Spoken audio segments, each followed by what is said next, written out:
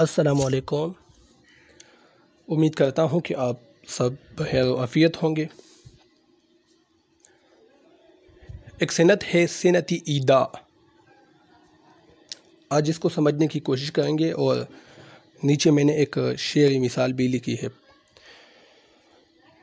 بہت سے صنائع بدائیں ہم پڑھ چکے ہیں اپنے لیکچرز میں۔ آپ پلے لسٹ میں دیکھ سکتے ہیں بیان، بدیع، عروض، ایک پلے لسٹ میں نے بنائی ہے۔ آپ اس پر کلک کریں تو وہاں پر صنعتوں کے حوالے سے میرے مختصر لیکچر موجود ہیں، جس میں میں نے کافی ڈیٹیل کے ساتھ اس کے مفہوم پر اور اس کی مثالوں پر میں نے وہاں پر لیکچر دیے ہیں۔ تو آج صنعت ایدا ایک اہم صنعت ہے شاعری کی، اس کو سمجھنے کی کوشش کرتے ہیں۔ اشعار میں ممدوح کا نام لانا۔ مختصراً تعریفیں آپ کو بہت مل جائے گی، لیکن یہاں میرا کام ہے آپ کو سمجھانا۔ اشعار میں ممدوح کا نام لانا صنعت ایدا کہتے ہیں۔ ممدوح اس شخص کو کہتے ہیں جس کی مدح ہوتی ہے، جس کی تعریف بیان ہوتی ہے۔ جب آپ کسی کی تعریف کرتے ہیں، مثلاً اللہ تعالیٰ کی، تو اللہ تعالیٰ آپ کا ممدوح ہے۔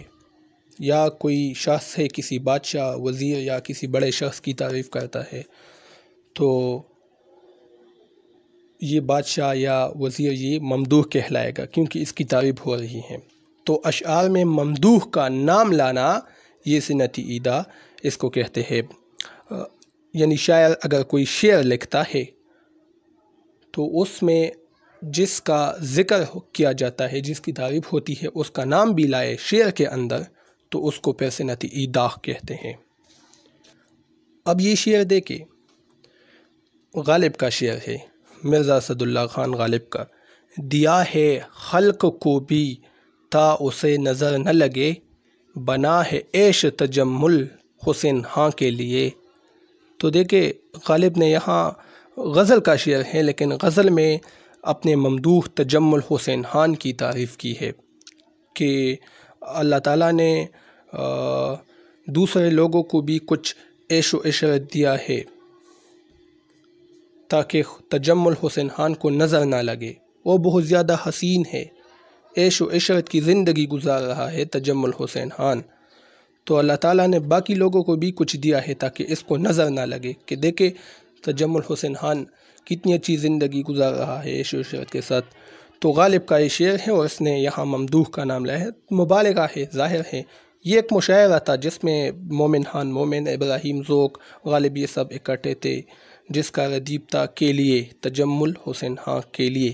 تو یہ کے لیے ردیف تھا، سب نے اپنی اپنی غزلیں پڑھی، مومن خان نے پڑھی، جس میں انہوں نے یہ اشعار پڑھے تھے کہ دعا بلا تھی شب غم سکون جاں کے لیے، سخن بہا نہ ہوا مرگ ناگہاں کے لیے، نہ پائے یار کے بوسے نہ آستا کے لیے، ابس میں خاک ہوا میل آسماں کے لیے۔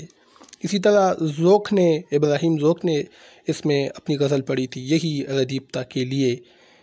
مزے یہ دل کے لیے تھے نہ تھے زباں کے لیے، سو ہم نے دل میں مزے سوزش نہاں کے لیے، الہی کان میں کیا اس صنم نے پھونک دیا، کہ ہاتھ رکھتے ہیں کانوں پہ سب اذاں کے لیے۔ تو یہ اشعار غالب نے پھر پڑھا تھا۔ نوید امن ہے بیداد دوست جاں کے لیے، رہی نہ طرز ستم کوئی آسماں کے لیے۔ یہی اسی غزل کا یہ تقریباً چھٹا یا ساتواں شعر ہے کہ دیا ہے خلق کو بھی تا اسے نظر نہ لگے، بنا ہے عیش تجمل حسین خاں کے لیے۔ تو یہ صنعت ایدا کے حوالے سے شعر میں نے اٹھائی، مجھے یاد تھی تو مثال کے طور پر آپ کے سامنے یہاں میں نے یہ شعر پیش کیا۔ تو یہ آج کا مختصر لیکچر تھا، اسی کے ساتھ مجھے اجازت دیجیے۔ اللہ حافظ۔